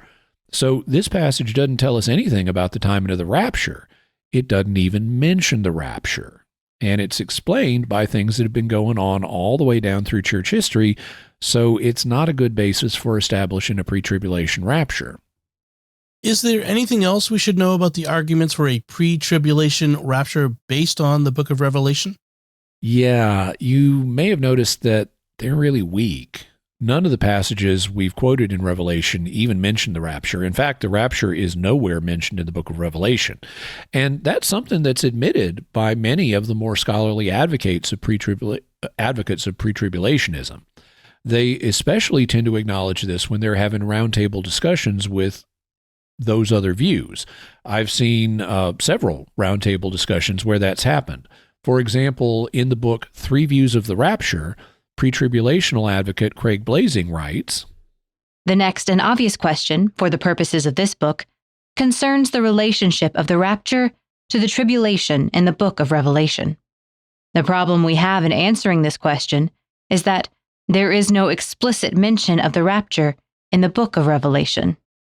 And that's quite true. Revelation nowhere mentions the rapture, which makes it hard to establish when the rapture happens with respect to the millennium, since the millennium is only mentioned in Revelation. What's happening is that pre-tribulational advocates are trying to find some way to locate the rapture early in the book of Revelation, and they need to do that because they hold to a position known as futurism, which holds that the large bulk of the book of Revelation applies to a time that's still in our future, so that only the beginning of the book applies to events in our past, like the messages to the seven churches that all existed in the first century when the book was written.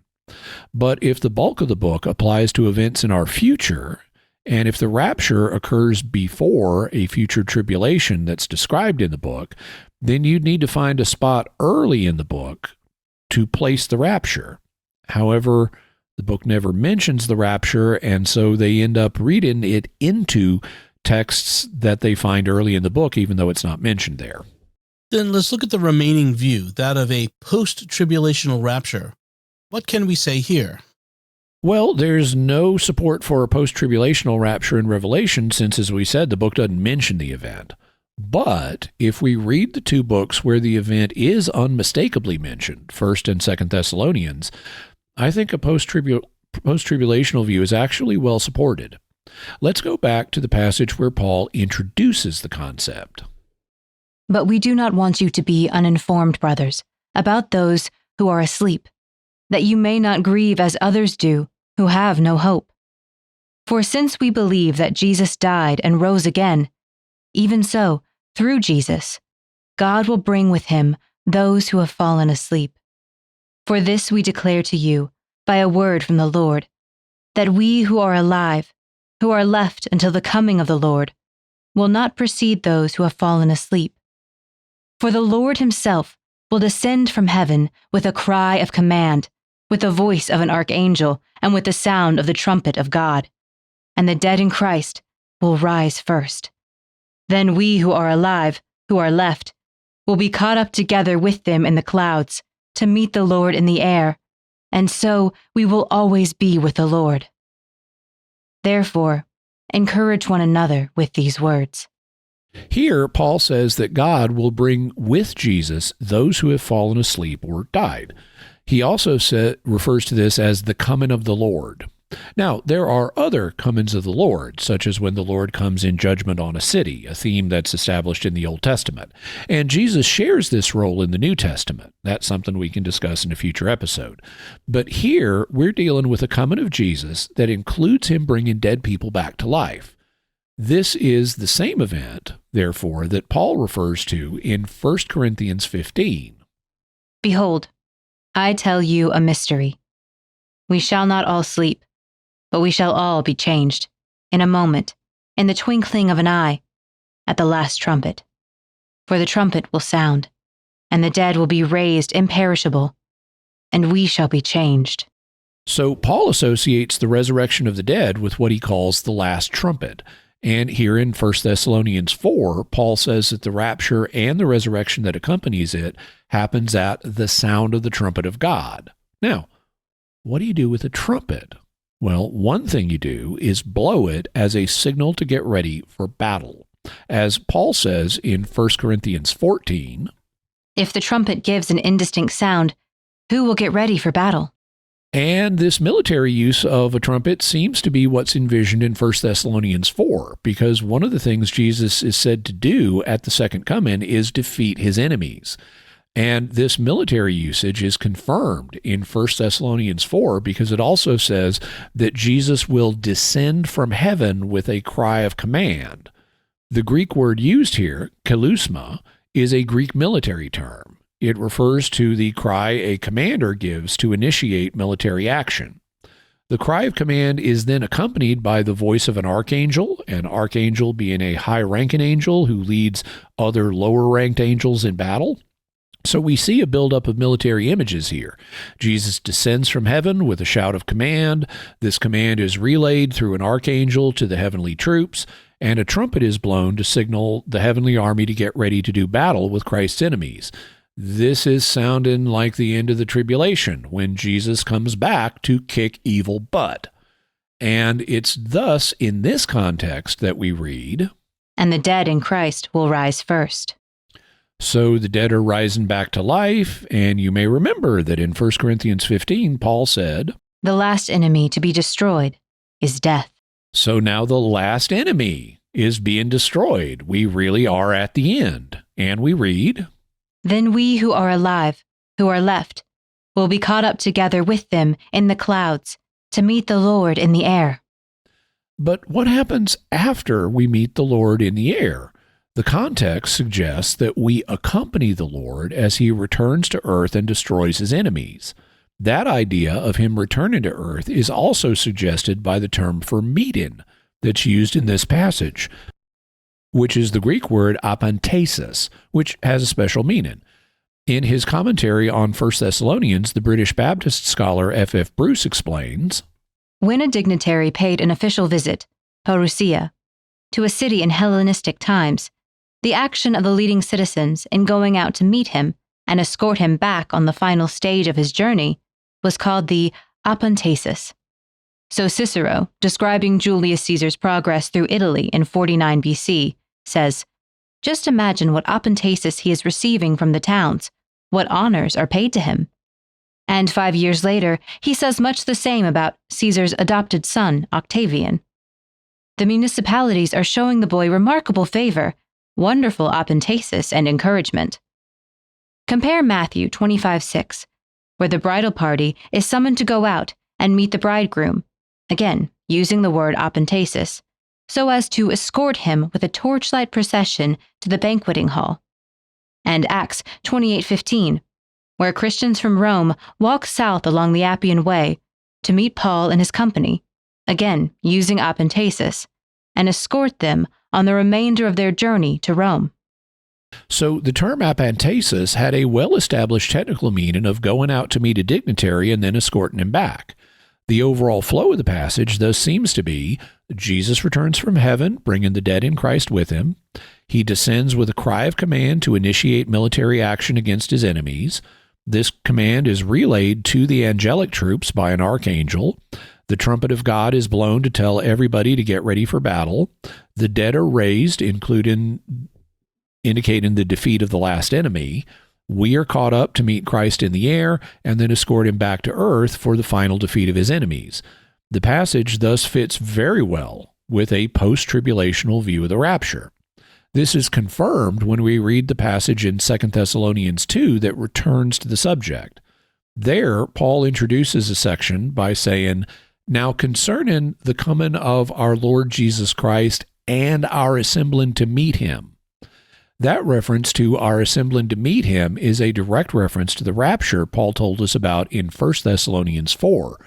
He is thus discussing the time when Jesus will return and we will be caught up to meet him. But in this section, Paul indicates that a battle will take place. He says that when the lawless one will be revealed, the Lord Jesus will slay him with the breath of his mouth and destroy him by his appearing and his coming. But if at Jesus' coming he slays the lawless one, or the Antichrist, or whatever you want to call him, then he is not coming simply to catch up his followers and take them to heaven for a period before coming back. Now, there's more that I could say about all this, but I think that Just taking 1st and 2nd Thessalonians on their own terms, it's quite clear that Paul is teaching a post-tribulational rapture. One of the things you said earlier, to simplify our discussion, was that we were going to be assuming that premillennialism is true. In other words, that when Jesus returns, he will physically reign on earth for a long period of time, symbolized by 1,000 years, before the final end. Do you actually think premillennialism is true? Actually, no, although I originally did. Premillennialism is the view that I was exposed to early on back in the 1970s, and it was the view that I was exposed to again when I had my conversion at age 20. But after studying the book of Revelation carefully and reading a lot of books about it, I came to see the problems with premillennialism, and I now hold the majority view from Christian history, which is commonly, though problematically, called amillennialism. The idea that we're living in the millennium right now. The devil has been bound so that he can't stop the proclamation of the gospel, and Jesus is reigning right now up in heaven with his saints. As Paul says in 1 Corinthians 15, Jesus must reign until he has put all his enemies under his feet. The last enemy to be destroyed is death. For God has put all things in subjugation under his feet. So Jesus is already reigning right now, but the question of whether premillennialism or one of the other views is true takes us away from the topic of this episode, which is the rapture. So for purposes of discussion, I've been happy to assume that premillennialism is true. And if you're a premillennialist, then I recommend to you the idea of a post-tribulation rapture, because a post-tribulation rapture by far fits the evidence the best, although in my view, a post-tribulational amillennial rapture is even better, since it combines the correct timing of the rapture, which is post-tribulational, with the correct view of the millennium, which is amillennial, in my opinion.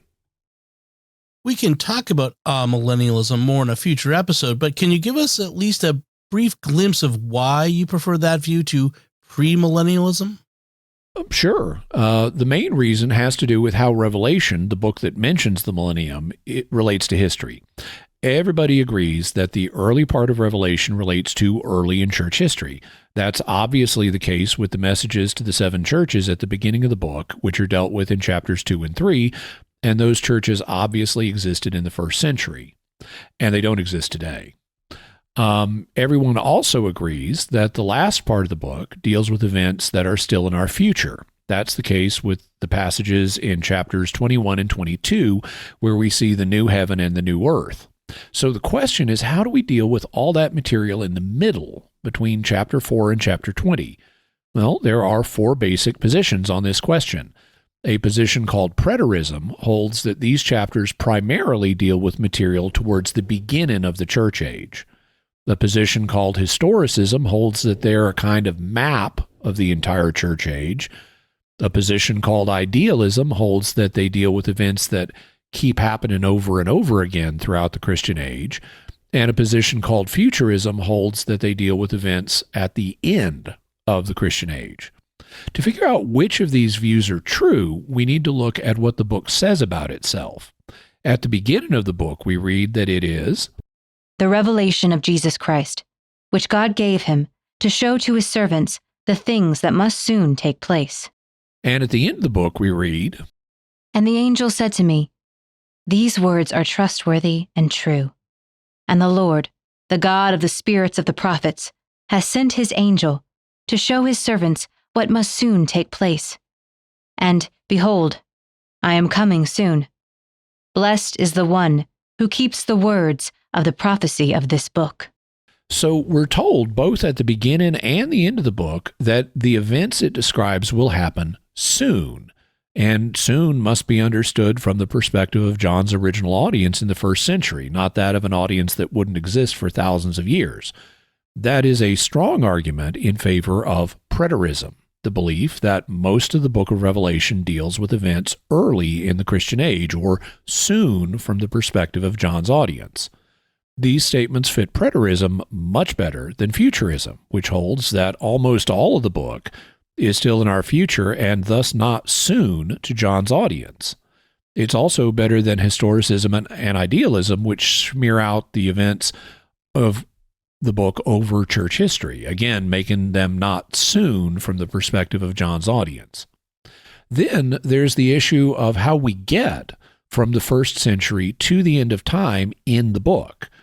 If most of the book happens soon, then what you would expect is a lot of initial material that describes events that'll happen soon, even if they're described symbolically using a lot of symbolic language. And then you'd see a long period of time that's covered very briefly. And that small amount of material describes the bridge of how we get to the far future. And that's exactly what we do see in the book. Chapters 1 to 19 flow as a continuous narrative representing the events that happen soon. Then, at the beginning of chapter 20, we have the Millennium, a long period of time which is symbolized by the number 1000, which can serve as a bridge between our past and our future, and that occupies only a few verses of narrative space.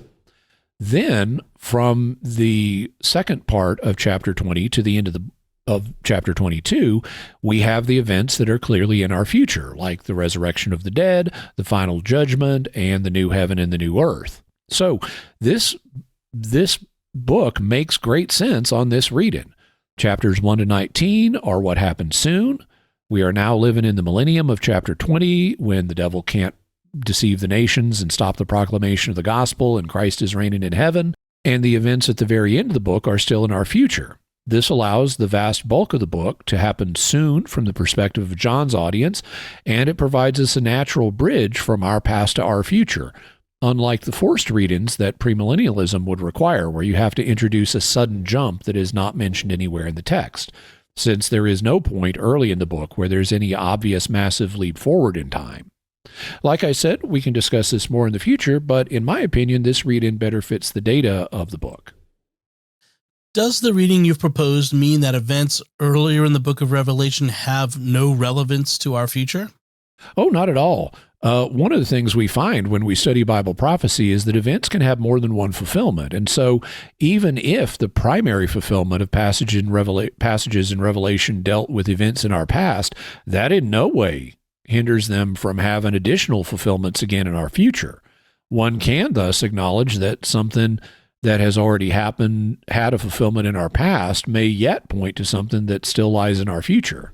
And so I don't deny at all that there's going to be a future Antichrist-like figure that we're going to have to deal with, and that there is a tribulation in the future, and various passages in Revelation, even if it's mainly about things that happened early in church history, may also have a second fulfillment that points to things that are still to come. One final question about all this. We've been dealing with your interpretation of various Bible prophecies, but you're a Catholic. So what does the Catholic Church have to say on these matters? Well, the Catholic Church doesn't have a teaching on the rapture, and like most groups of Christians, it doesn't actually use that term, but it allows considerable freedom for biblical scholars to propose interpretations of different passages. So there's not a single view that is mandated by the Catholic Church. However, there is a general viewpoint that is endorsed by the Church.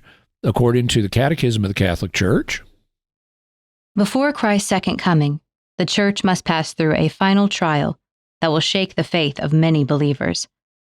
The persecution that accompanies her pilgrimage on earth will unveil the mystery of iniquity in the form of a religious deception, offering men an apparent solution to their problems at the price of apostasy from the truth. The supreme religious deception is that of the Antichrist, a pseudo-messianism by which man glorifies himself in place of God and of his Messiah come in the flesh. So this paragraph deals with the period that many people refer to as the Tribulation, and the Church endorses the idea that there will be one. There will be a final period of trial characterized by the Antichrist before the end. The passage is a little ambiguous about whether the Antichrist is a person or a movement. Historically, most Catholics have assumed that it's both, that there is an Antichrist movement and that it will have a single Antichrist as its head. This is based in part on the letters of St. John in the New Testament. He speaks of how many Antichrists have already gone out into the world, suggesting a movement, as well as the man of lawlessness type leader that Paul speaks of. The Catechism then gives us more information about the Antichrist, and it makes a reference to the Millennium.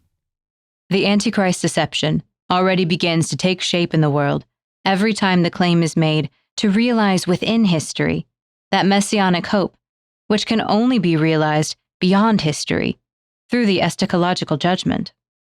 The Church has rejected even modified forms of this falsification of the kingdom to come under the name of millenarianism, especially the intrinsically perverse political form of secular messianism. Millenarianism is an old name that has been used in Catholic circles for what Protestants today commonly refer to as premillennialism, and the historic Catholic position has been what Protestants typically refer to as amillennialism, which has also been the majority view in Protestant circles, though the Catechism here does not strictly teach amillennialism. I also think that there's a drafting problem with this passage in the Catechism. You see, the Catechism is meant to be a summary of previous Catholic teaching. It's not meant to go beyond that teaching. And so if you have a question about something the Catechism says, you're supposed to go back and look at the source documents that the Catechism is based on. But when you do that on the Millennium, you find that the Catechism is actually putting the matter more strongly than the source documents do. The source documents simply say that millenarianism cannot safely be taught. But saying that something cannot safely be taught is a very mild statement. I mean, technically, it doesn't even mean the idea is false. It just means it's not safe to teach it as the truth. So it looks to me like whoever drafted this paragraph in the Catechism went beyond what the source documents actually say in this case. And we can discuss that more in a future episode. I think one of the reasons that they may have done this is because they were concerned to make sure that they got on the record the rejection of what the paragraph calls secular messianism. This is the idea that a particular secular political movement is going to save the world, like what the communists or the Nazis promised. And the Church has always been against secular messianic movements like those. By the way, I think while we're speaking of this paragraph, I'll also note another drafting error regarding it.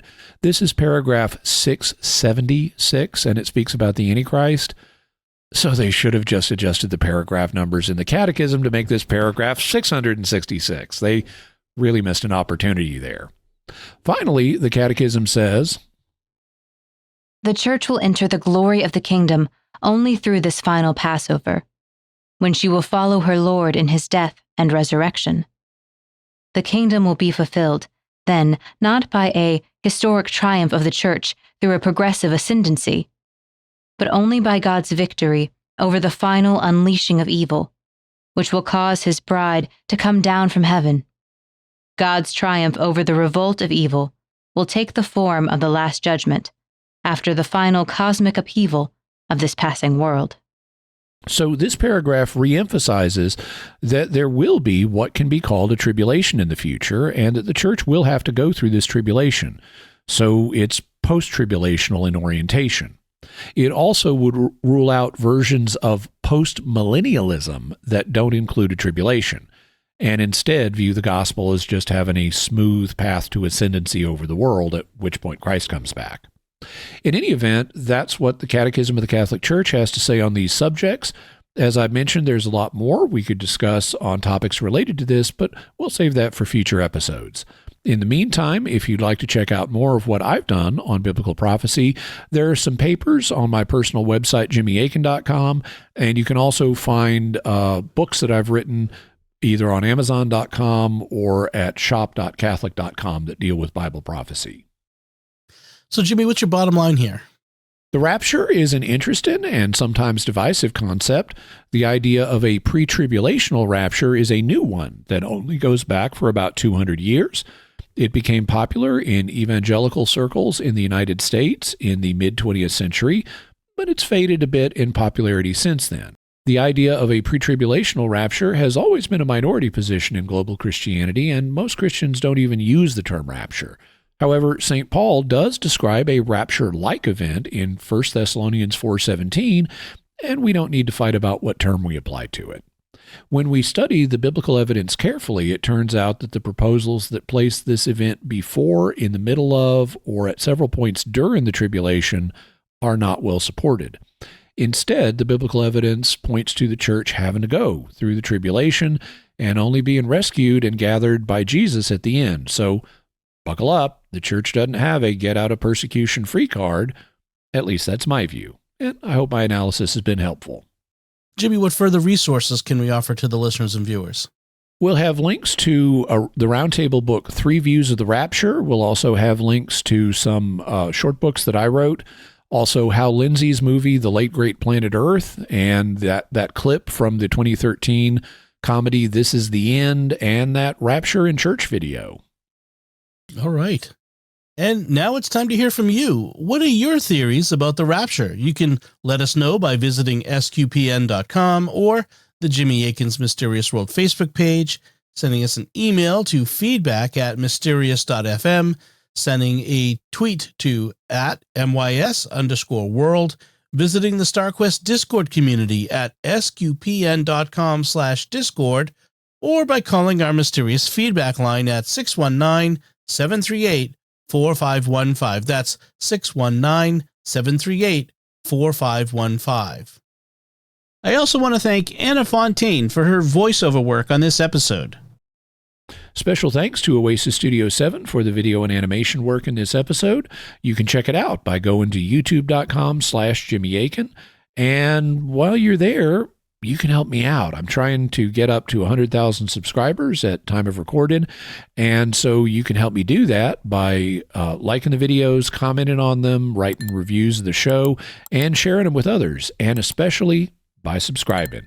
When you subscribe, be sure and hit the bell notification so you'll always get notified when I have a new video, which I basically have new videos coming out all the time. So I'd appreciate it.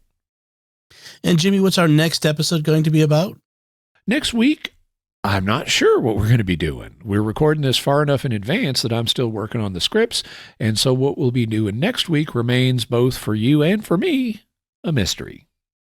Folks, be sure to share the podcast with your friends. Write a review in Apple Podcasts or wherever you get your podcast from that lets you do reviews.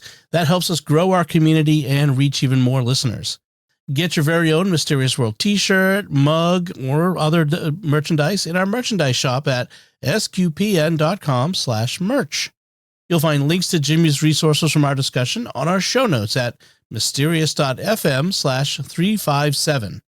And remember, to help us continue to produce the podcast, please visit sqpn.com/give.